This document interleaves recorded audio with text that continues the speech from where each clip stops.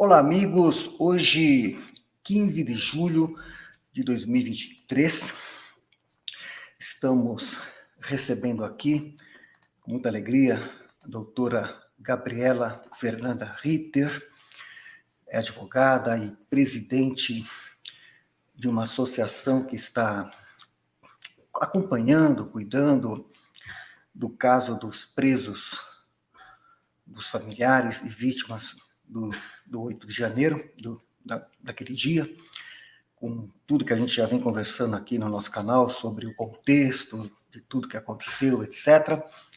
E são familiares que estão aí sofrendo, vítimas, a injustiça de um processo sem a individualização da conduta, em suma, com tantas situações que atentam, né, contra os direitos básicos que a nossa Constituição garante, etc., e com todo o contexto político já conhecido. Então, a doutora Gabriela Ritter, ela participou de uma audiência pública no Senado Federal, na Comissão de Segurança Pública, essa semana, onde foi possível ouvir, né, familiares, vítimas do dia 8 de janeiro. Então, eu agradeço a doutora Gabriela Ritter de vir aqui ao nosso canal e gostaria de que aqui houvesse uma oportunidade da gente, né? A gente tem muitos inscritos aqui, gostaria de saber exatamente como é que está essa situação, como é que nasceu a associação, como é que é o seu trabalho, como é que estão sendo as visitas, o acompanhamento. Me recordo, conversávamos agora há pouco, antes de começar a live, e que o trabalho que vocês estão fazendo é tão importante porque me lembra aquilo que Jesus disse, né? Estive preso e me visitastes. É uma das suas máximas, né? Que ele diz, tive fome, me deste de comer. Quer dizer, o verdadeiro sentido da caridade que não pode faltar nessas ocasiões, e que a injustiça é flagrante em vista desse ativismo judicial crescente, preocupante, que solapa a democracia na base, e com toda a retórica que a mídia, né, utiliza para ocultar os fatos e favorecer aqueles que beneficiam desse processo todo injusto e perverso. Então, eu agradeço a sua disponibilidade de estar aqui, passo já a palavra, gostaria que se apresentasse, né, e dissesse como é que nasceu esse trabalho e como é que tem sido essa sua ação e contasse um pouco como é que está efetivamente a situação daqueles que ainda estão presos, como é que começou, como é que você acompanhou desde o início e como é que está a situação hoje dos que ainda padecem essa injustiça de estarem presos inocentemente, tanto na Papuda quanto na Colmeia. Muito obrigado, com a palavra. Muito obrigada pelo convite, professor Hermes. Me sinto muito lisonjeada, né, por dar essa oportunidade, e uma das coisas que a gente vem falando com os colegas advogados que estão atuando junto, nós precisamos ter esses espaços para a gente poder demonstrar para todas as pessoas que ainda não têm ciência ou que a ficha ainda não caiu da gravidade que vem acontecendo no nosso país. Então, eu sou do Rio Grande do Sul, Santa Rosa, bem longe de Brasília, e eu sou advogada há 8 anos, porém eu nunca tinha atuado. Foi o primeiro contato que eu tive com o direito foi agora, por uma questão até de necessidade, porque eu tenho meu pai preso lá, né, em razão das manifestações ali desde o dia 8.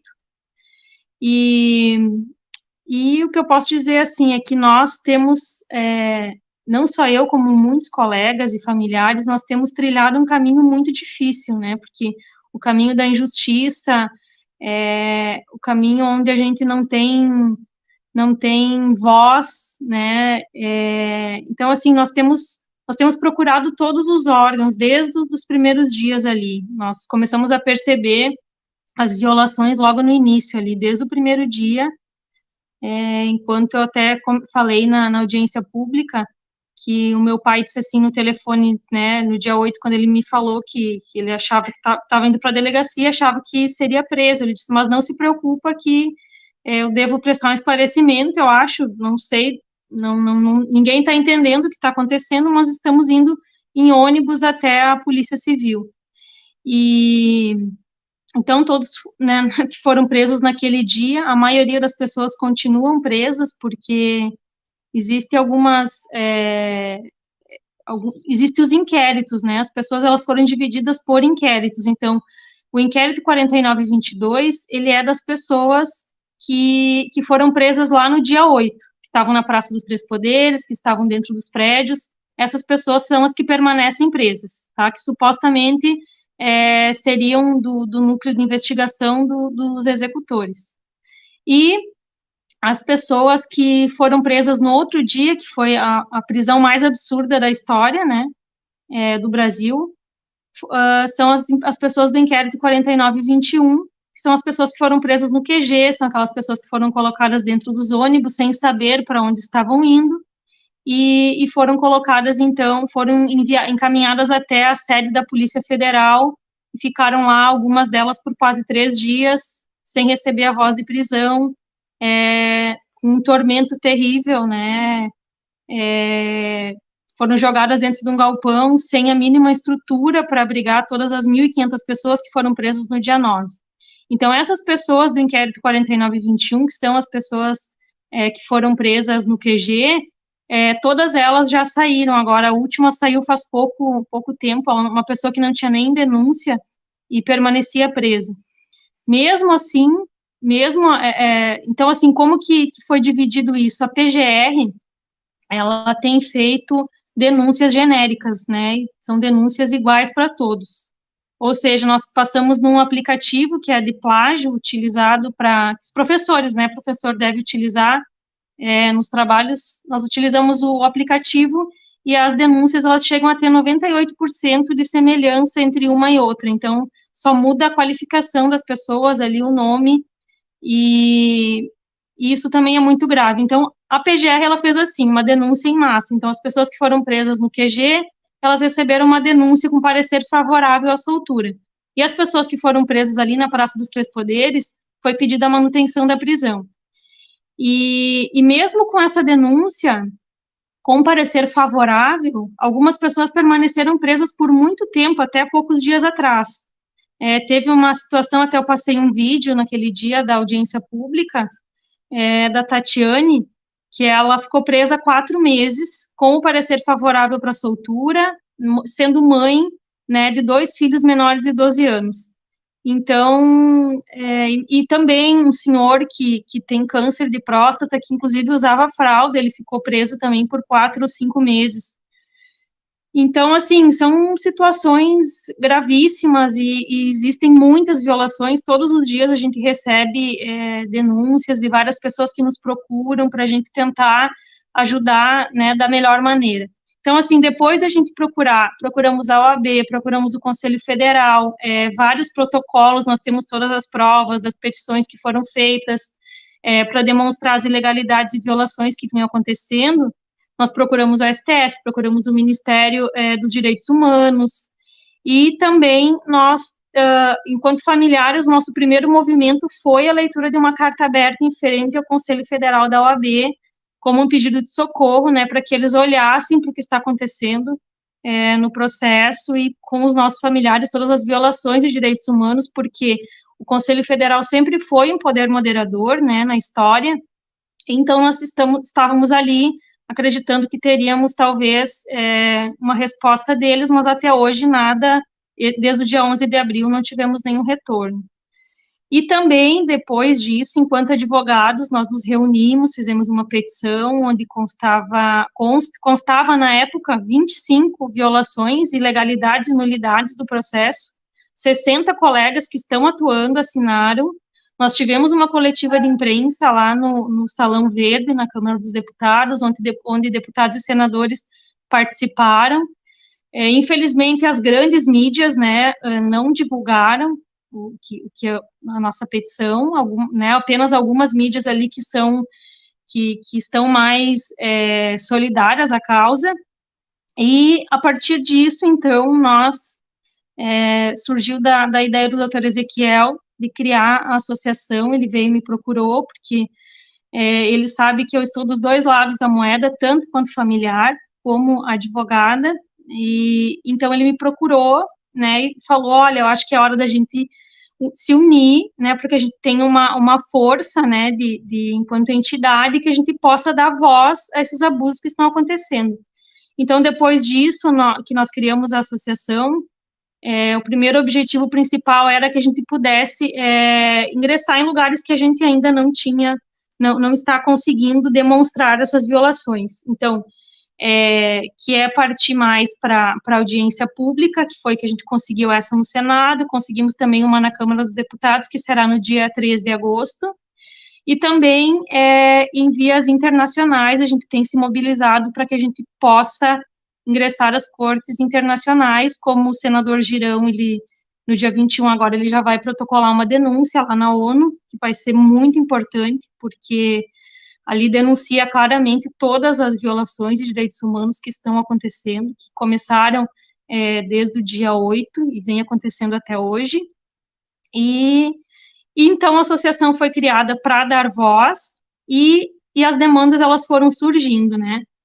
E aí nós conseguimos muitos colegas querendo ajudar, muitos profissionais interessados em ajudar, e também a gente sabe da questão difícil, as questões financeiras que as famílias vêm enfrentando. Então, o que nós estamos fazendo? Na semana passada, né, quer dizer, nessa semana ainda, na terça-feira, nós tivemos uma reunião com um grupo de voluntários, que é uma assistente social, que vai fazer parte da diretoria desse grupo de coordenação, né, de voluntariado e assistência social, e uma psicanalista. E a secretária da associação também, a Jaqueline, nós tivemos uma reunião para a gente estruturar esse processo, como que a gente vai fazer, porque a gente precisa ter um compromisso muito grande enquanto a gente arrecadação de dinheiro e destinação, é um trabalho muito sério, então a gente tem se mobilizado para isso, e eu tenho sido cobrada muito por essa questão, as pessoas estão precisando realmente, muitas famílias, porque os bens estão bloqueados, né, da maioria das pessoas. Teve uma ação, né, civil, em que foi solicitado o bloqueio de bens, e isso já aconteceu com a maioria das pessoas. Então, como existem muitos... Esse bloqueio de bens, baseado no bens quê? e contas. O bloqueio de bens e contas, fundamentado no quê? O bloqueio? Fundamentado nos crimes que eles estão respondendo, no inquérito, na investigação que está acontecendo, né? Então, foram bloqueados. Eu, particularmente, posso dizer, porque a conta do meu pai foi bloqueada também, no dia 25 de maio, e então uma família me procurou também, que o esposo, ele é caminhoneiro, e ele está preso, né, eles têm filhos menores, e ela foi vender a moto que eles tinham, para poder dar uma pedalada ali nos meses, né, para poder ajudar financeiramente, e ela não conseguiu vender porque a moto está bloqueada. Então, não conseguiu fazer a transferência, né, a venda. Então, assim, é muito grave o que está acontecendo, porque, como uma colega disse esses dias, eles passaram de suspeitos para logo, no primeiro momento, como terroristas, como golpistas, como pessoas da pior espécie, sem provas. Hoje as pessoas estão presas sem provas. Isso é muito sério. E a gente vem falando isso, e a gente não sabe aonde que isso vai parar, como que a gente vai conseguir fazer para frear toda essa injustiça, e situações que jamais vão ser reparadas. Não existe como os abalos psicológicos que as pessoas sofreram, até porque as pessoas são réus primárias, pessoas com endereço fixo, né, então, a maioria delas nunca respondeu um processo, nunca cometeu nenhum crime. E aí a gente escuta, assim, dos ministros, que é muito sério, eles vêm fazendo comparações em entrevistas, em jornais, eles vêm comparando os nossos familiares como criminosos que matam crianças em escolas, ou como pessoas que precisam ser recivilizadas. Inclusive, o ministro Barroso, ele falou esses dias numa entrevista para o UOL, se eu não me engano, que o STF tem uma missão, né, de recivilizar essas pessoas, porque as pessoas ficam orando e falam palavrões. Então, assim, é absurdo, é absurdo, e cada dia é uma violação nova, é um fato novo que vem acontecendo, e a gente vem tentando fazer todo o possível, né? Não sabemos o que mais a gente pode fazer, mas a gente está sempre buscando, né, mudar essa história, mudar essa situação. Eu queria que você me dissesse sobre a situação ali dos presos, as visitas feitas, o que você checou em loco, né? Essa realidade. E como eu tenho meu pai preso, eu cheguei em Brasília lá no dia 9 de janeiro, logo bem cedo da manhã, eu acompanhei toda essa transferência deles até o presídio, né, eu fiquei 15 dias direto em Brasília, os primeiros 15 dias, porque eu tenho também 2 filhos, tem minha filhinha que tem deficiência, então demanda, assim, bastante eu sempre dependo da estabilidade da minha família, do meu filho, dos meus filhos, para estar lá e aqui, embora eu tenha toda uma ajuda, né, uma rede de apoio da minha família também, graças a Deus.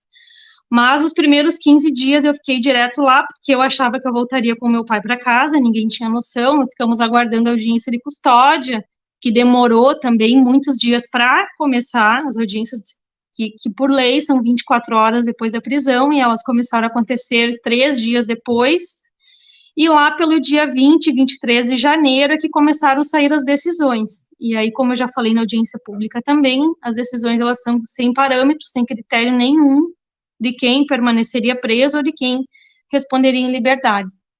E então eu acabei ficando, depois eu voltei, agora todas as semanas eu tenho ido para Brasília, só que são 1.923 quilômetros, né? É muito difícil, assim, tanto toda essa logística, né? A gente acaba passando muito tempo na estrada, aqui e lá, mas é o que eu tenho que fazer no momento, e principalmente assumindo essa função, essa responsabilidade que é de representar essas famílias, e que é uma coisa que tem que ser feita, né? A gente precisa agir.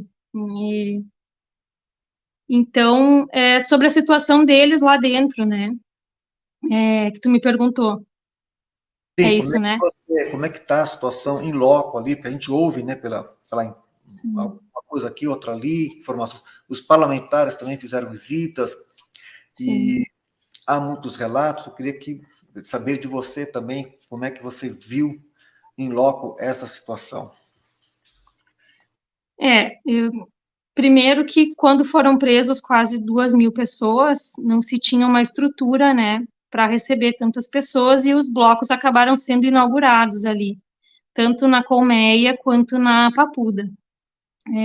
E assim não tinha estrutura, eu até estava relendo, né, tudo que aconteceu ali para a gente, porque com o tempo a gente, como são tantas coisas, a gente vai perdendo, assim, algumas lembranças, mas alguns advogados compraram tapumes para colocar no chão, para que eles não dormissem no chão, porque como era muita gente, não tinha estrutura, de um dia para o outro chegam lá mais de 1.000 pessoas, foi realmente muito complicado, não tinha materiais de higiene, não tinha roupa, não tinha toalha, não tinha papel higiênico, foi muito difícil, e eu me recordo, assim, daquele desespero, né, de chegar todos os dias e ver, primeiro eu comecei visitando meu pai, né, todos os dias, eu chegava lá e ele estava com a camiseta do Brasil, a camiseta que ele foi preso, e, e sem toalha, ele me relatava como que era aquela situação de entristecer, porque é uma pessoa que só trabalhou na vida, né, desde dos 8 anos até hoje, então, assim como mecânico, principalmente, depois ele empresário há mais de 30 anos, e assim como ele, é mais ou menos o perfil da maioria que tem lá, sabe, pessoas, assim, extremamente boas, e que nunca cometeram nenhum crime, que têm residência fixa, enfim, mas a situação do presídio é que eles ficaram na Papuda em 2 blocos, e com o passar do tempo que as pessoas foram saindo, eles ficaram todos num bloco só hoje, que é o bloco 6, numa ala só, e hoje eles estão mais ou menos entre umas 12, 13 pessoas em cada cela. Uma das situações mais críticas que eu percebo, que a grande maioria eu sei que relata também, é a questão da comida. Esses dias uma colega, até eu coloquei aqui para eu falar para vocês, uma advogada, ela fez uma pesquisa científica sobre as questões da alimentação e ela descobriu que o governo paga R$ 11,98 pela alimentação diária de um preso na Papuda, isso 4 refeições ou 5, se eu não me engano, e na colmeia R$ 13,12. Então, como que tu vai fornecer uma alimentação, né, para 4 refeições diárias de qualidade com esse valor também? Mas mesmo assim, eu não me refiro nem só à qualidade, eu me refiro ao preparo desse alimento. Porque não tem como comer, tanto que a maioria deles perdeu muito peso. Tem uma situação de um senhor que perdeu 30 quilos, o meu pai perdeu 16, as mulheres estão irreconhecíveis, né, em função de não conseguir se alimentar. Inclusive, uma defensora pública, a doutora Emanuela, ela estava relatando que nas quartas e domingos não tem como comer. A comida, ela é inapropriada, não existe como comer. E na semana passada, eles me relataram que tinha uma gilete e caco de vidro dentro. Eles repassaram os policiais, eles disseram que eles tiraram fotos, e como eu acabei voltando, eu não tive ainda um retorno se foi feito algum procedimento interno ali do presídio para denunciar esse absurdo. E a gente tem conversado com a CIAP, nós temos feito, assim, um acompanhamento, só que é muito complicado, porque e aí, o que acontece? Como os processos, eles tramitam todos juntos, então começam as audiências, a gente precisa fazer as defesas e acolher as famílias, então é muita coisa que a gente vem fazendo. Mas todas as medidas cabíveis em relação a algumas outras coisas que aconteceram também nessa semana, que eu ainda não posso divulgar, porque a gente precisa primeiro averiguar bem a fonte, a gente jamais pode chegar aqui e expor alguma coisa que a gente não vai ter como provar, né? Então, assim, a gente está tomando todas as medidas cabíveis, as famílias que vêm me procurar, que elas saibam que a gente está fazendo tudo que está ao nosso alcance. Mas as questões da alimentação, então, realmente é muito sério, e também as questões da medicina lá. As questões não tem como atender uma médica só, embora ela seja uma boa médica, não existe como prestar um atendimento para todos. Então, o que acontece? Quando eles têm tem um procedimento dentro do presídio. Quando a gente vai lá no setor da medicina, que é a GEAIT, a gente conversa com eles falam, não, funciona assim, tá tudo certo, mas na prática não funciona. Os presos preenchem um catatal, que eles chamam, pedindo as necessidades urgentes, né? Esses dias tinha uma pessoa com dor de dente, que até hoje ele não conseguiu dentista. Então, o meu pai, por exemplo, precisa de um urologista, e até hoje ele está numa fila preferencial que não foi chamado ainda, embora a gente já tenha entrado com petições na VEP, já conseguimos o atendimento, mas como tem essa demanda do SUS, ele não conseguiu ainda. E várias situações, né, relacionadas à saúde mesmo, porque não dá conta, o sistema não dá conta de atender tantas pessoas, e o horário de atendimento também é um horário das 9 da manhã às 5 da tarde, de segunda a sexta. Então, depois disso, não tem nenhuma equipe de medicina, sendo que a Papuda, ela é afastada da cidade. Então, quando alguém passa mal, é necessário chamar uma equipe de SAMU, né, de atendimento, e que muitas vezes, se o caso é grave, realmente eu acredito que não dê tempo de prestar esse socorro que precisa.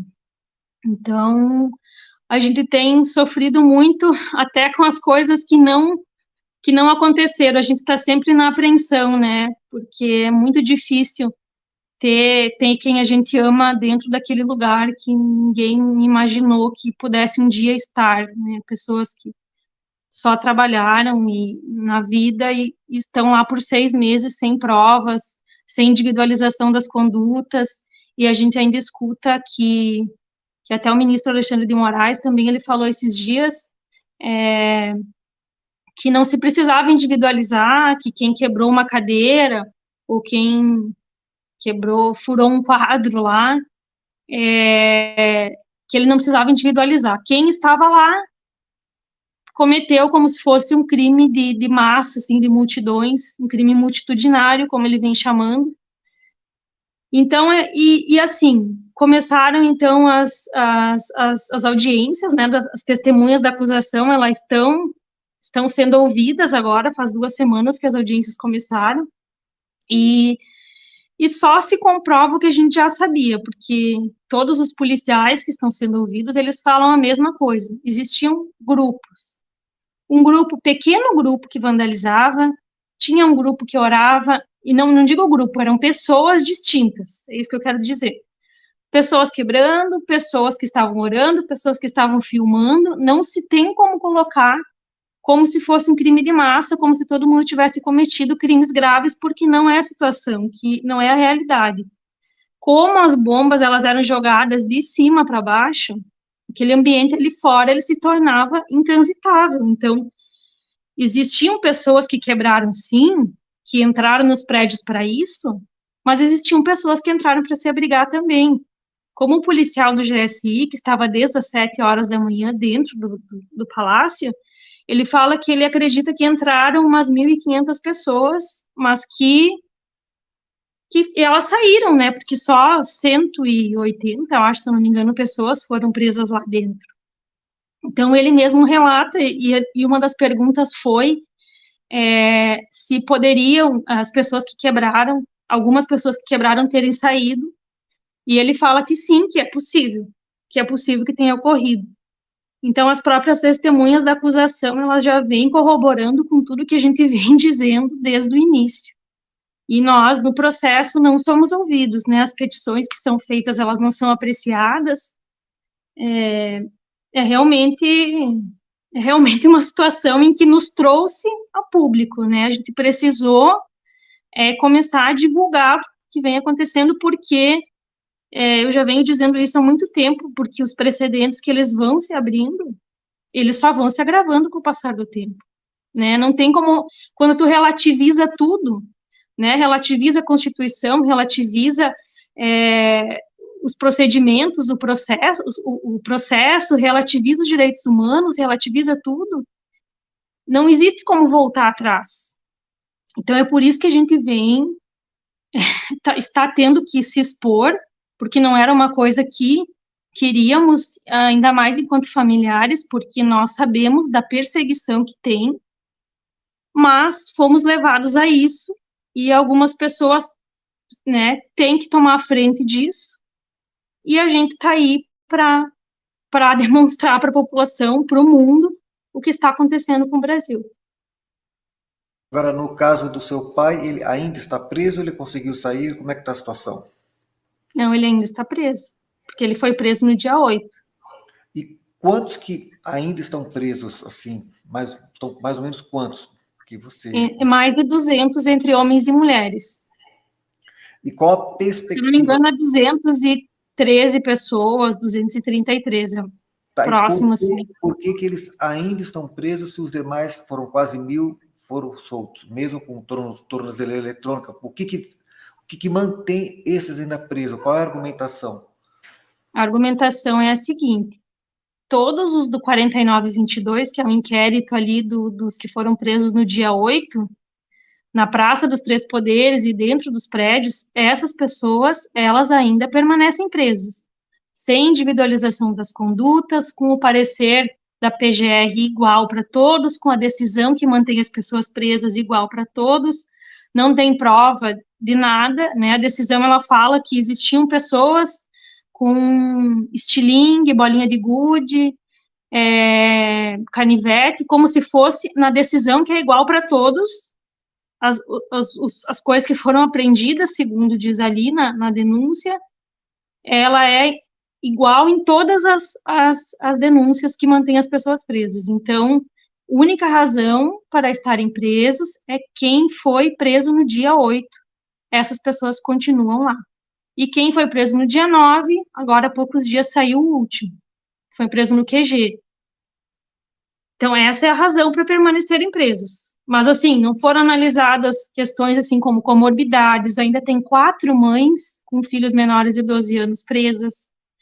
Tem um autista que está preso, Jean é o nome dele. Nós temos os laudos, já foi divulgado amplamente na mídia. tem senhores de 70 anos, acima de 70 anos presos também, e sem isso que a gente quer dizer para vocês, que é sem individualizar o que cada um fez, pelo simples fato de estarem lá, se entraram para se abrigar, se entraram para quebrar, não tem nem quem fez, nem quem não fez, entende? É essa a situação que a gente está vivendo hoje, por isso que a gente grita por socorro. Agora, é assim, eles não foram, eles estão já sofrendo uma situação como se já fossem sentenciados, mas ainda não foram sentenciados.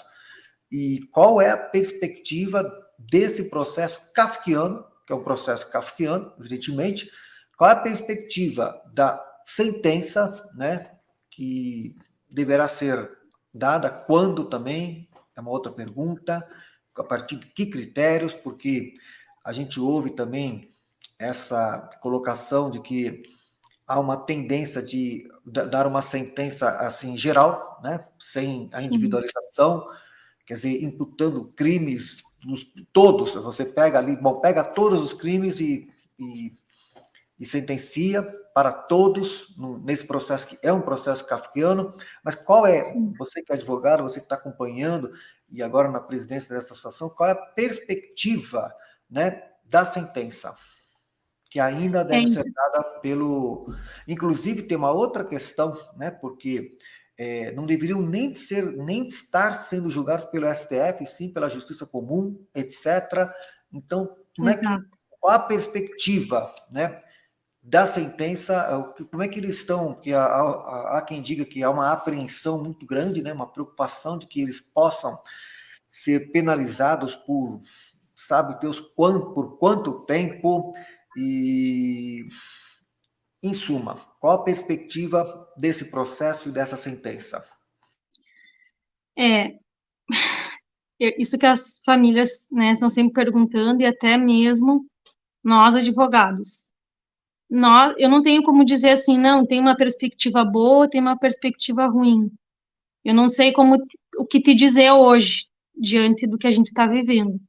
O que eu posso dizer, é que me faz ter um pouquinho de uma perspectiva boa, é que as audiências, né, do processo de instrução que começou, ouvindo as testemunhas da acusação, eles já deveriam estar soltos. Quem não tem nenhuma prova lá no processo deveria estar respondendo em liberdade. Mas não é o que está acontecendo. E como as petições não são apreciadas, nós não sabemos nem quando vai ser, nós não conseguimos acesso nem ao ministro, porque nós já pedimos também, isso é uma das prerrogativas dos advogados, de ter essa conversa com o ministro, nem ele, nem o gabinete dele recebem os advogados, nós já tentamos diversas vezes e não conseguimos esse acesso. Então, o que eu posso dizer é que talvez, né, seriam que essas audiências de custódia estão sendo muito favoráveis às pessoas que permanecem presas. A realidade é essa, mas uma perspectiva, assim, dizer se vão ser condenados, se não vão, está se encaminhando para um caminho ruim. Mas a esperança a gente sempre tem, de com essas ações, né, com essa pressão, como a gente vem falando, que são presos políticos, sim, e a pressão política, ela deve acontecer, e a gente vem fazendo tudo que está ao alcance. Mas se fosse questões processuais, as petições seriam analisadas e as pessoas estariam respondendo em liberdade. Pelo menos quem não cometeu, quem não tem provas de que cometeu algum crime grave, né? E a gente vem tentando desconstituir essa ideia de golpe de Estado, porque é uma narrativa, né? Não tem como dizer que as pessoas com bolinha de gude, né, sem armas, tomassem o poder. É absurdo. Bom, agora, em relação à associação, né? Como é que está a associação? Como é que surgiu e como é que está, assim, o trabalho da associação? Eu queria que você falasse um pouco sobre isso e quais são as demandas e, em suma, o trabalho que está sendo feito. Eu queria que você falasse um pouco mais, né, para que a gente possa ter ciência de como é que é esse trabalho. E também quem são se há outros colaboradores, outros grupos, outras entidades, quer dizer, como é que está se constituindo essa frente, né? defesa desses que padecem essa situação. Sim, nós fundamos a associação no dia 28 de abril, nós tivemos a nossa ata de constituição nesse dia, e nós temos toda a diretoria, que inclusive nós temos a nossa página no Instagram, que a gente vem divulgando todas as ações que a gente vem fazendo, e em paralelo a isso, nós criamos um grupo de voluntariado, que também está sendo bem articulado, bem organizado. Então, tem voluntários, temos médicos, tem psicólogos, psicanalistas, enfermeiro, professor, tem algumas pessoas também que dão cursos, que estão vindo nos procurar. Então, assim, tá se abrindo uma corrente tão bonita, de tanta solidariedade, que eu acredito que daqui para frente a gente vai fazer um trabalho pensando em todos. O que a gente vem fazendo agora? A gente vem organizando juntamente com assistente social e a psicanalista, que são as nossas Lucianes, que a gente chama que as duas são Luciane. A gente está organizando porque todas as pessoas que a gente receber na associação, a partir de agora dessa estruturação nova que a gente está fazendo, elas vão ser avaliadas, vai ser feita uma análise psicossocial. Então, a gente vai analisar tudo que a pessoa, tudo que a família, né, que está precisando, e nós já começamos com atendimentos psicológicos. A gente vem fazendo com um grupo de voluntários que surgiu também na verdade, a associação foi criada para a gente dar voz às famílias e lutar, assim, tanto juridicamente quanto politicamente, em prol de todas as pessoas que estão presas. Porém, as demandas, elas foram chegando, e uma das psicólogas, psicanalistas que me procurou, ela tem um esposo preso. Na verdade, um dia eu liguei para ela, passar um recado, e estava conversando com ela, ela disse assim, me coloco à disposição para que, se vocês precisarem dos meus serviços. E naquela semana surgiu uma colega procurando assim, olha, tem uma cliente minha que ela está passando por ela está com uma depressão profunda e eu não sei mais como ajudar, será que a associação consegue fazer alguma coisa? E na hora a gente ligou os pontos, claro que sim, né? Tem pessoas voluntárias querendo ajudar e tem pessoas que estão precisando muito.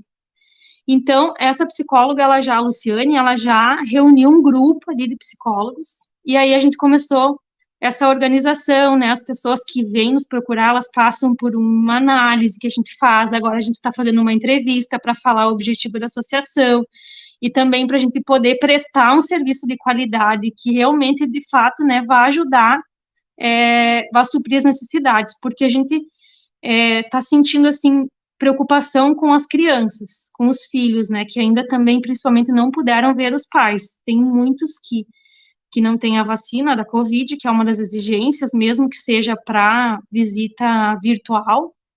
Então, a gente tem atendido crianças e familiares, e até mesmo pessoas que já saíram da prisão, que estão com tornozeleira, que estão com abalo psíquico muito grande, pessoas que perderam seus empregos, que não estão conseguindo dar a volta, né, a retomada na vida, porque tem todas as limitações que a tornozeleira impõe.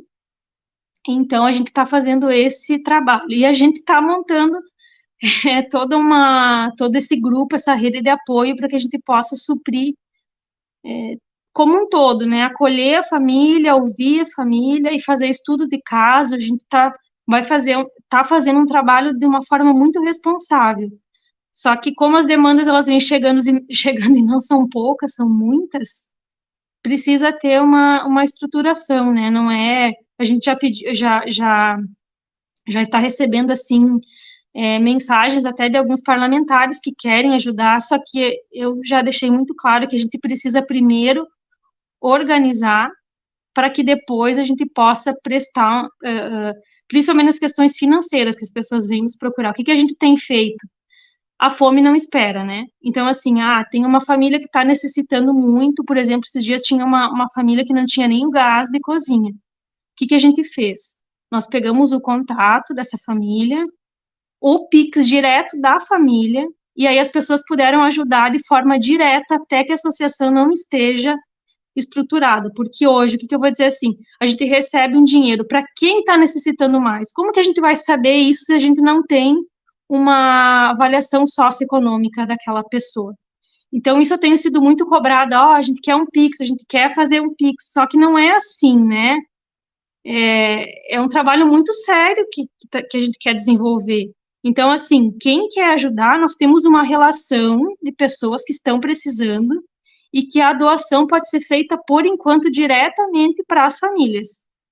Então, é muito importante isso, porque a gente tem certeza que vai chegar no destino final, que é de quem precisa, e que não vai acabar parando num lugar que a gente, né, que recebemos muitas denúncias de muitas pessoas que estão recebendo dinheiro, que estão pedindo em nome dos familiares, que quando pedem em nome dos familiares, pedem em nome do meu pai também, né, porque os presos, políticos, as famílias estão precisando de dinheiro, aí arrecada e não presta contas, ninguém sabe o que está acontecendo, para onde está indo, ou quem necessita mais. Então, assim, não tem como fazer isso de uma forma séria, só arrecadando sem. Isso que eu preciso deixar claro, porque eu tenho sido muito cobrada por isso. E aí eu quero que todos saibam que a gente está fazendo com responsabilidade essa questão e que, por enquanto, nos passem os nomes, nos passem as demandas que a gente vai divulgando individual cada pessoa. É que o pessoal está aqui, você vê que tem bastante gente aqui participando, com vários comentários, e muitos até pedindo Pix para ajudar a associação, etc. Então, essa sua observação é pertinente. Eu também sou muito cuidadoso, eu tenho um movimento, o nosso movimento é desde 2005, o movimento Legislação em Vida, eu também sempre fui muito cuidadoso com essa parte financeira, a gente tem também doações também, mas a gente sempre é muito pontual, muito preciso, muito o caso a caso, da situação específica.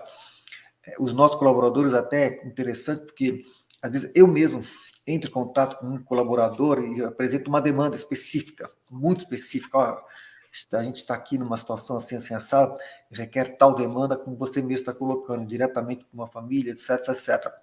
Mas, de qualquer forma, só para você ver que tem pessoas aqui que estão solicitando aí formas de ajudar, etc., também via Pix, etc.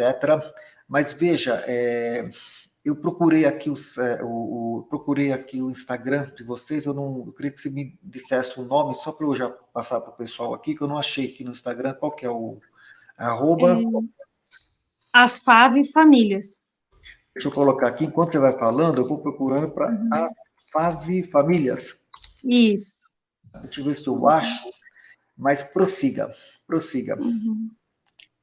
Não, é mais nessa situação, assim, que a gente pede um pouquinho de paciência, né? Paciência nem é a palavra, até porque todo mundo está no limite, mas quem precisar com muita urgência, e se as pessoas quiserem ajudar, nós temos uma lista de famílias para que faça direto Pix para essas famílias podem ficar tranquilas que vai chegar no destino das pessoas que estão precisando. E assim que a gente tiver tudo estruturado, com essa ficha socioeconômica preenchida, com as entrevistas necessárias, até mesmo com visitas e algumas pessoas que vão ir visitar as famílias, porque a gente vai, dentro dos estados também, a gente está organizando essa movimentação. Então, que faça isso, né? E divulguem, né? O que todo mundo pode falar, divulgue, se voluntarie, nos ajudem a promover as ações que a gente vem promovendo, participem conosco, participem da audiência pública, compartilhem as denúncias que a gente vem fazendo, porque é de forma sólida e séria. Tudo que a gente faz, a gente pode provar, e é isso. Bom, eu estou apresentando aqui, né, a página, essa página, né? Essa página do Instagram. Você tem algum e-mail, algum outro contato que alguém por e-mail possa entrar em contato? Porque tem muita gente perguntando qual que é o seu e-mail. Você pode falar que eu digito Deixa aqui. Contato, deixa eu só ver aqui. Contato. Eu gosto muito de passar o e-mail, porque a e-mail é uma coisa mais registrada, a pessoa manda o e-mail, tá? E Sim. Transparente e sóbrio também. Eu também sou muito cuidadoso, no meu canal também, pouquíssimas vezes eu falo assim, o pessoal sabe que a gente faz o nosso trabalho tudo, mas a gente é muito atento também a essa questão, claro que a gente... Mas vamos lá, contato... É @asfavefamilias. Asfavefamilias, no plural, né? Deixa eu confirmar aqui, porque, olha, sinceramente, me deu um branco aqui. Eu sei que você, a É, associação é nova, eu entendo. mas acho que é contato. Desculpa, é contatoasfave@gmail.com. Peraí, contato Asfave, só o Asfave, não tem famílias. Não, é só contatoasfave@gmail.com. Então, peraí, contato asfave@gmail.com. Não tem BR. Isso. Tá. Não, gmail.com. Então, gente, é assim, ó, tá aqui o e-mail, tá? Contato asfave@gmail.com. Então, quem tiver interesse em entrar em contato, em ter mais informação e fazer alguma contribuição, etc., tá aí o e-mail para a doutora Gabriela Ritter. É Ritter ou Reiter? É Ritter. É Ritter, tá. É. Bom, deixa eu te perguntar o seguinte, você falou que agora em agosto vai ter uma outra audiência pública, como é que vai ser, aonde vai ser? Vai ser na Câmara dos Deputados, na Comissão de Segurança Pública. Essa audiência ela já era para ter ocorrido no dia 26 de junho, aí ela foi cancelada ali em função de que teve um recesso branco ali dos parlamentares, e foi adiada para outra semana, e na outra semana novamente teve o cancelamento. Então, como as famílias estavam vindo até para a visita das famílias naquela semana ali do dia 2 de julho, nós acabamos fazendo um primeiro fórum para debater as ilegalidades das prisões, o qual nós tivemos vários convidados, como o desembargador Sebastião Coelho, participou conosco, não sei se você conhece, professor. Sim, eu conheço, ele tem um posicionamento firme aí, bem corajoso até, eu Sim. conheço bem. Ele é O bem... doutor Rodrigo Marinho também, que é um advogado constitucionalista, fantástico, participou, alguns colegas, doutora Juliana Medeiros, doutor Bruno Marinho, então, assim, foi muito importante, até porque vários parlamentares participaram, tiveram, assim, uma oportunidade ali de falar, e foi muito, muito, muito importante, deu uma grande repercussão, assim, e é isso que a gente precisa fazer, essa pressão, né, dessa maneira, relatando tudo que vem acontecendo e falar quantas vezes forem necessárias, enquanto tivermos oportunidade de falar e voz para falar, enquanto não formos calados, né, como a gente tem visto que tem acontecido com muitas pessoas, porque no processo não adianta peticionar, então a gente precisa vir a público e relatar o que tem acontecido. Agora, existe, ouvi falar também por alto, assim, não sei se você tem algum conhecimento, existe alguma iniciativa parlamentar de anistia a esses que estão presos e que está bem o quadro é bem de presos políticos, há algum projeto nesse sentido para os presos? Existe sim uma perspectiva, mas aí eu Mas vou já foi... esperar que eles se movimentem e falem, mas existe sim já uma perspectiva para Tá, que seja feito, sim. Inclusive, eu não vou falar aqui agora, porque senão eu posso falar alguma coisa que não deva, mas existe sim essa e perspectiva. você falou dos parlamentares, também existe também essa alternativa também, que apesar que a gente tem um problema hoje muito sério, né, que é o ativismo judicial do STF, que o Congresso faz, ele desfaz, então criando toda uma insegurança jurídica generalizada em tantos níveis, abusiva, mas como favorece um espectro ideológico que está no poder hoje, então tá tudo, como diz a grande mídia, fica, né, silente e conivente e com retórica e com muita militância a favor, etc. E nessas horas não tem direitos humanos, nessa hora não tem o discernimento, o bom senso, não tem. É a retórica que prevalece, os interesses mesmo, porque pega o termo democracia e fala assim, não, a democracia e pisa a bota de aço em cima de pessoas inocentes e enchendo a boca falando de democracia, quer dizer, então, sabe, então é isso que a gente observa com muita tristeza, nesse sentido, vários punidos, Estou vendo aqui, eu não sei se ela está se referindo aqui à doutora Ludmila, que também é uma juíza, que foi Sim. punida recentemente. É um lado político, um espectro ideológico bonito. Só para um lado. Quer dizer, para o outro lado, né, como vocês sabem, né, o MST invadiu o Congresso Nacional, invadiu em 2017 e não teve a repercussão e as consequências e as penalidades nesse nível, como nós estamos vendo com os patriotas que estão sendo vítimas dessa. E aí, outra coisa que também já falamos aqui no nosso canal também, é óbvio, né? Fizemos na época dos acontecimentos, fizemos lives aqui também. É óbvio que o objetivo político, um dos objetivos políticos dessa situação foi justamente estancar a manifestação do povo nas ruas. Claro, Foi. o povo Sim. vinha recente, vinha se manifestando, então fizeram o que fizeram para estancar, e você veja, estamos no dia 15 de julho, não houve mais manifestação no Brasil. Então, esse objetivo eles conseguiram. Quer dizer, criou-se essa situação O injusta. medo, né? Um medo, um Implantou-se medo, psicoterrorismo, né? pois é, implantou-se medo, acusou os patriotas inocentes de terroristas, quando o que faz terrorismo é terrorismo de Estado, muitas vezes, é blindado pela mídia, tá certo? É blindado pela mídia com a retórica já conhecida, tá? E esses que estão sendo vítimas do terrorismo do Estado, blindado pela mídia, são acusados pela mídia de terroristas. É uma coisa assim, como eu disse, kafkiana, é terrível, é lamentável, é triste num país continental como o Brasil, um país maravilhoso, de tantas riquezas naturais, né, tantas belezas, etc. E tanta alegria, porque até isso quis se roubar do nosso povo. O Brasil é um dos países mais, né, vocacionados à alegria, né?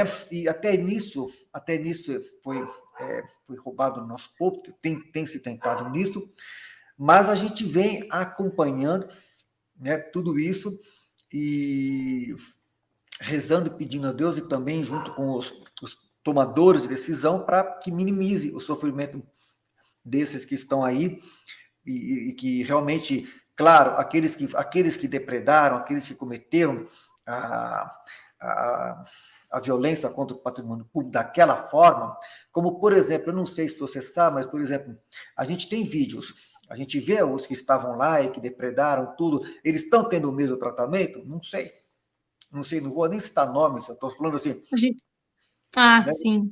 E Eu não tem sei. muitos que a gente não sabe se estão presos, né? Pois é, tem Porque muitos que a como gente relataram vê. as testemunhas, a maioria saiu, né? Pois é, a gente vê muitos que a gente sabe que os vídeos estão aí, que convocaram, veja, que convocaram, fizeram aquele auê todo, e eu me recordo que na época tinha o pessoal em frente ao QG, aquela coisa toda, e muitos diziam assim, não vá para as planadas, não vá para as planadas, ir para as planadas é armadilha, pá. E aí foram para a esplanada naquele dia, no domingo, e aí houve o que aconteceu, e muitos que até inclusive entraram no Palácio do Planalto antes, que tem vídeos que mostram antes da população chegar, já estavam quebrando tudo lá dentro. O relógio me parece, pelo que eu vi ali no torno de cabeça, parece que foi mudada a hora antes, quer dizer, a quebradeira foi antes, depois mudar a hora para fazer a foto.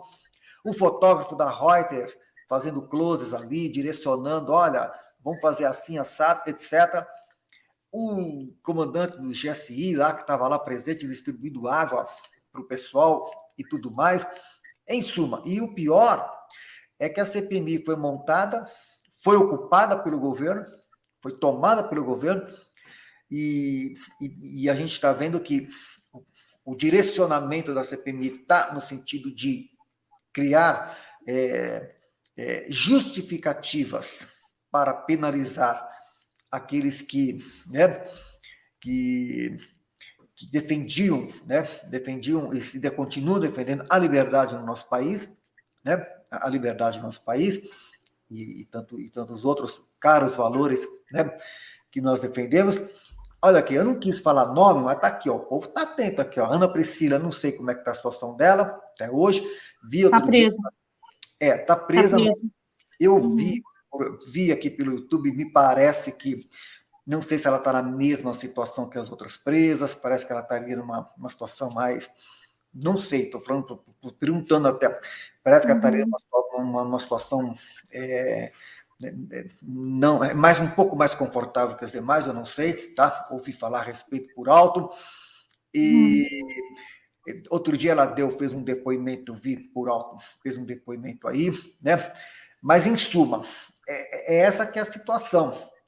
Olha aqui, ó, os comentários infiltrados que saíram rapidinho. Eu estou falando do caso da Priscila, não sei. É um caso emblemático, porque todos viram, né, que ela estava ali, etc. Inclusive, ela foi uma que foi filmada, né, ali no meio da quebradeira e dizendo missão dada, missão cumprida. Então, quem é que deu essa missão? Quem é que deu essa missão para missão dada, missão cumprida? Então, por Uhum. isso, tá? Eu não sou advogada da Ana Priscila, nem conheço quem é o advogado dela, mas a informação que nós temos é que ela está presa em Brasília, numa É, cela, como se fosse uma solitária, numa cela separada. olha aqui, ó, Então, Márcia Regina Pereira está dizendo, estou falando o que a gente está ouvindo, né? Por isso que a gente está, estou falando o que a gente está ouvindo. sim. Aí, Ana Priscila está numa cela separada com mordomias, isso é o que está dizendo aqui os inscritos aqui que Aí, estão participando. Não, mordomias eu não sei, mas que ela está numa cela, ela não está na mesma ala do que as mulheres ali que foram presas, ela não está. Mas se ela tem mordomias, isso aí ninguém sabe. Quer dizer, eu não sei. aí, Oswaldo Eustáquio, parece que foi para o Paraguai, pelo que me parece que, pela última informação que eu tive na época, tá? A PM que estava no local facilitou, tá? É o que o pessoal está dizendo aqui. Olha aqui, ó, General G. Dias solto, tá? Eu estou só lendo aqui o que o pessoal tá dizendo aqui, tá? Eu também sou muito Uhum. cuidadoso, não vou dizer o que eu não sei. Olha aqui, ó, os Sim, hipócritas também, tá? Eu não vou nem comentar, mas eu tô lendo aqui o que o pessoal tá dizendo, tá? sim. Bom, mas aí, deixa eu ver aqui, um comentário aqui. Meu esposo está preso, não está. Olha aqui, ó, Núbia Konig. Olha aqui, ó, está dizendo que o esposo dela está Conheço. preso, não estava na Praça dos Três Poderes, temos todas as provas, mas continua preso. Daniel Silveira e Gabriel presos e ninguém fala nada, tudo bloqueado no nome dele, pá, etc. Que a gente já sabe que o Judiciário Supremo exorbitou de suas funções, tá? Já sabemos de tudo isso, pá, etc. Sim. Bom, então, eu queria ouvir de você assim. Olha aqui, ó, mais um comentário aqui, ó. A prova que Ana Priscila está com tratamento especial, que ela bom, aí é um comentário que eu também não sei. Diz que, bom, o povo está comentando aí. O que eu sei é que tinha lá dentro até um próprio trabalho entre as pessoas que estão presas, elas faziam a unha uma da outra, entende? E esse trabalho tinha lá dentro. Até para elas se ocuparem um pouco, isso acontecia. Mas parece que foi interrompido esse serviço aí, eu não sei como que tá agora, mas como eles falaram ali da tintura do cabelo, eu me lembrei que tinha essa possibilidade, principalmente ali no Dia das Mães, teve uma corrente ali de pessoas que estão presas, que sabem, que são manicures, enfim, que pintaram as unhas umas das outras, isso aconteceu. Agora aqui uma pergunta aqui, olha. Qual a próxima ação ou reunião da associação? Onde será e quando? Assim, Tá. quais são os A próximos próxima, passos? sim, nós temos, assim, planejar, assim, as coisas vêm acontecendo, a gente sempre diz assim, que Deus vai direcionando os caminhos que a gente precisa trilhar. Como na semana passada nós tivemos o primeiro fórum das FAV, que foi esse que o desembargador participou, os colegas advogados, os parlamentares, foi lá no Senado Federal que aconteceu, e nós organizamos tudo em 2 dias. Que como foi cancelada a audiência pública em cima da hora, as famílias já estavam organizadas para vir, e a gente não pode deixar de falar todos os dias, todas as semanas, né, o que está acontecendo, né, jamais serão esquecidos os que estão presos lá e a gente continua lutando pela liberdade deles. A próxima ação que está já certa é no dia 3 de agosto, com a retomada, né, do recesso parlamentar a audiência pública. Então, ela já está programada para o dia 3, às 9 horas da manhã, onde todos estão convidados a participar. No meio disso, com certeza, a gente vai promover algumas ações. Nós já temos um vídeo que a gente vai disponibilizar também para as pessoas que corrobora tudo isso que a gente vem falando. Só estamos aguardando algumas autorizações ainda para a divulgação dele, mas a gente já está pensando em algumas coisas para esse recesso aí, para que a gente possa fazer algumas ações e, em paralelo a isso, acolhendo, conversando com as famílias e ajudando quem mais precisa, como a gente já mencionou. Se quiser ajudar, procura a associação, que nós temos famílias que estão com uma necessidade urgente, e a gente vai repassando para que a ajuda seja feita diretamente a essas pessoas. Mas as ações, assim, o que tem de concreto hoje, que eu posso falar para vocês, é a audiência pública, que nós já conseguimos isso lá em maio, por aí, que a gente conseguiu a aprovação da audiência, mas a data ficou para junho, foi cancelada, então está prevista para o dia 13 de agosto. Maravilha. Bom, eu agradeço, então, a doutora Gabriela Ritter, aí, pela disponibilidade aqui de partilhar, né, essas informações, né, porque o pessoal pergunta, né, muita gente, como é que está a situação, aquela coisa toda. Então, a gente, nada melhor que ter ponte direta, ponte primária, né, com quem está Sim. ali em loco. Vamos rezar para que seu pai consiga, né, essa liberdade. Quantos anos tem seu pai hoje? 60.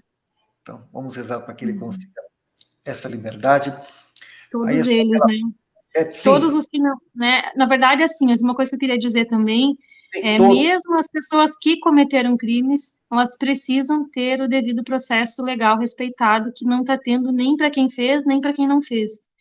Então, é isso que a gente clama, que respondam em liberdade, preencham os requisitos para responder, não são um perigo para a sociedade, nenhuma das pessoas que está, nenhuma não, a maioria delas que está lá.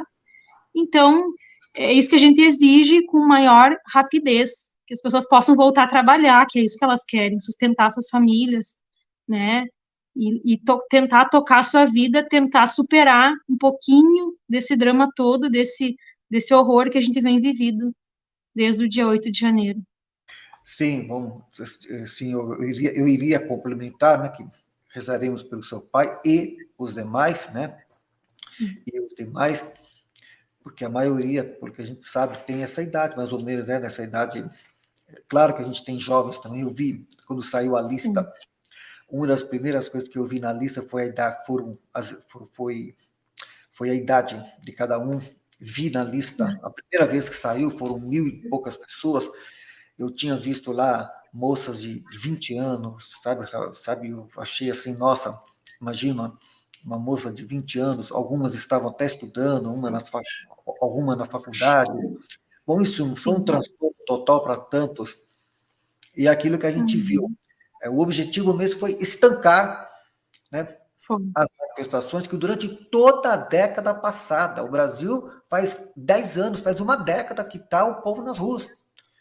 Então, quer dizer, foi uma movimentação, óbvio, para quem conhece a história da humanidade, claro que foi uma estratégia, né, que Sim. incomodava muito, claro que incomodava Uhum.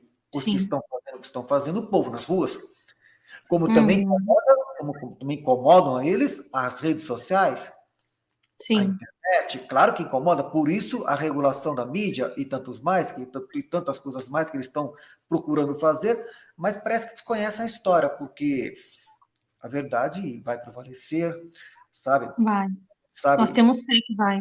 A A gente história sabe, vai ser contada a história e a vai, verdade vai ser dita, com toda certeza. história vai ser contada, e lá na frente, assim como hoje, quando você estuda lá, por exemplo, o regime soviético, né, no tempo do Stalin, você vai ver lá os nomes, você vê o nome de quem tá, de quem era quem, você vê de quem estava ao lado de quem é que estava oprimindo, quem que lutou pela libertação. Hoje está tudo registrado.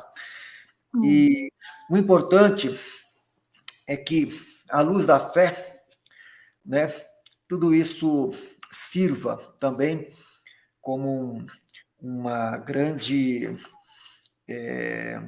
com uma grande oportunidade da gente confirmar a nossa fé, porque a fé e o amor são provados. E esses patriotas, eles estão aí dando o grande testemunho de brasileiros, né, daqueles que realmente saíram do seu conforto, da sua comodidade, foram às ruas. Eu me recordo que no dia 15 de março de 2015, eu estive na Paulista, naquela grande manifestação, mais de quase 2 milhões de pessoas na Paulista, né? Foi uma grande manifestação, eu em cima do trio elétrico ali, aquele povo todo na Paulista, e a gente via nas faixas, a maior parte das faixas dizia assim: queremos um Brasil decente, queremos um Brasil, né, um Brasil decente. É isso que a gente via, crianças, idosos, pais de família, famílias inteiras na Paulista. É esse país decente que a gente quer, honesto, com trabalho honesto, digno, que cada um respeite, né, os princípios e valores que nós cremos, que são aqueles que civilizam, etc. Então é por isso que o povo saiu nas ruas. Contra a corrupção, naquela época, Lava Jato vinha no crescente, foi por isso que o povo foi nas ruas. E houve tudo isso para estancar esse grande movimento cívico, patriótico e ético que vinha no crescente no país. Mas eu tenho esperança de que, a justiça de Deus tarda, a justiça de Deus, a justiça divina tarda, mas não falha. E como muitos já disseram aqui, olha aqui um comentário aqui, ó. Os patriotas são os verdadeiros heróis brasileiros. Eu digo para você, se eu fosse parlamentar hoje, deputado federal, tivesse algum cargo, eu faria um projeto de lei, para que esses que são inocentes, aqueles que não participaram da violência, mas que estavam lá por um Brasil livre, decente, digno, cristão, né?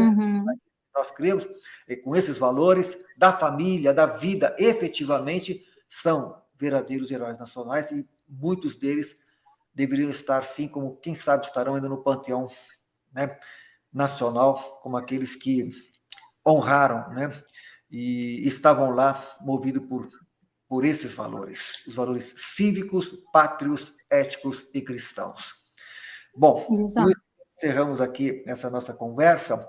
Eu agradeço, então, mais uma vez a sua participação e passo, então, para as suas considerações finais. Eu agradeço pelo convite, né, pela oportunidade. A gente tem muita gratidão por todas as pessoas que estão abrindo as portas e que estão tentando mostrar a realidade que está acontecendo. E nós, enquanto associação, eu estou sempre à disposição, né, quando quiser pode nos chamar, e dizer para as famílias que nós formamos uma grande família 8 de janeiro, né, não tínhamos, ninguém se conhecia, a maioria das pessoas, e hoje nós estamos unidos na fé, com os mesmos propósitos, né, pela liberdade dos nossos familiares e por um Brasil melhor. Essa é um Brasil justo, né, é o que a gente luta, é um Brasil livre, principalmente, que a gente sabe que foi tão caro a gente conseguir os direitos que nós conquistamos, e nós estamos em busca disso, a liberdade e um país livre para os nossos filhos, para os netos, para todos viverem em paz. É o que a gente quer, essa pacificação de fato do país. E da maneira como está acontecendo, a gente sabe que não está se direcionando para esse caminho, mas que a gente tenha a coragem de começar aos poucos nos manifestarmos, porque a gente precisa, o povo precisa, né, botar as caras novamente e perder esse medo, porque a gente sabe que o 8 de janeiro, eu tenho certeza que vai ficar comprovado uma grande armadilha para acabar, né, com toda essa nossa luta, e a gente precisa novamente ir perdendo aos poucos esse medo e nos unirmos em prol do que acreditamos. Então, a gente está dando esses primeiros passos, e as famílias, todos, podem contar sempre conosco, e é isso, agradeço a oportunidade, e onde tivermos espaço, estaremos sempre de forma séria e responsável. Esse é o nosso objetivo. Ok. Muito obrigado, então, doutora Gabriela Ritter. Está aí os seus contatos, foram deixados aqui. E agradeço a participação de todos. Amanhã é domingo, vamos fazer uma pausa aqui. Meu E aniversário amanhã. seu aniversário, que maravilha, É. parabéns antecipado, que Deus a ilumine, a proteja, abençoe você, sua família, e nessa sua missão. Você foi chamada a essa missão nesse momento tão jovem, né? E Sim. quantos anos tem seu filho? 14 anos, você falou? Então, Tem um filho de 14 e uma menina de 3. então você está aí imbuída dessa missão e pode ter certeza que Deus vai te dar o dom da fortaleza que se faz necessária, o dom da sabedoria, do discernimento, para que com essa ação e essa iniciativa a gente possa conseguir, né, pela graça de Deus, a liberdade desses inocentes, dos inocentes, daqueles Sim. patriotas que honraram, né, e honram esse país, essa nação.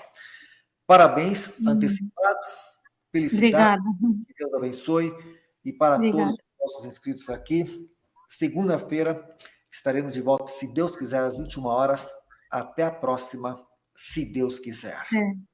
Amém.